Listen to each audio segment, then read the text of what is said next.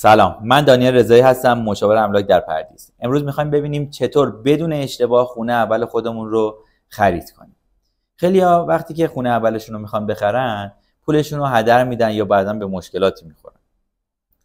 تو این ویدیو چک لیست کامل نکات کاربردی رو برای خرید امن و مطمئن بهت میگم. اولین نکته‌ای که حائز اهمیت منابع مالیه.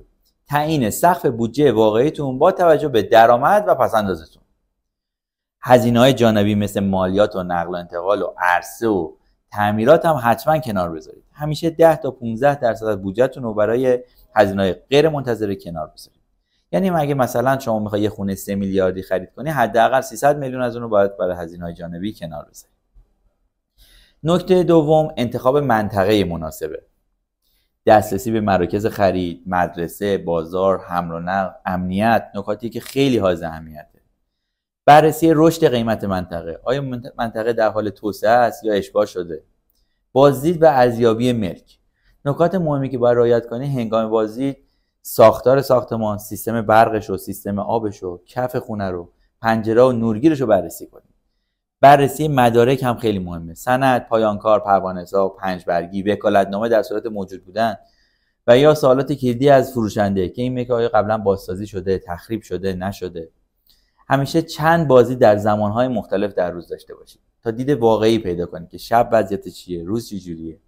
جمع‌آوری اطلاعات کنید از ملک‌های مشابه تو همون منطقه بر اساس متر مربع، قیمت متر مربع هر بار. بررسی روند افزایش قیمتش رو توی 2-3 سال گذشته بررسی کنید. و نکات مهمی که باید حتما حواستون باشه، بررسی کامل مباینامه و بندهای مالیه.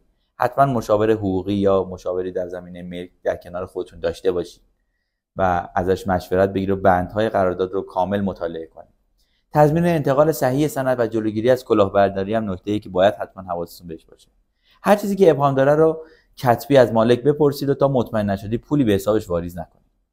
خلاصه این 5 نکته اینه که بودجه، منطقه، بازدید، قیمت و قرارداد، و با رعایت این نکات خونه‌ای که می‌خری حتما با خیال راحت می‌خری و دیگه نگرانش مسائل نیستی. اگه تجربه خرید خونه‌ای هم دارید که خدای نکرده اتفاقی براتون افتاده یا به مشکل خوردید، نه اینجا زیر پست برام بنویسید.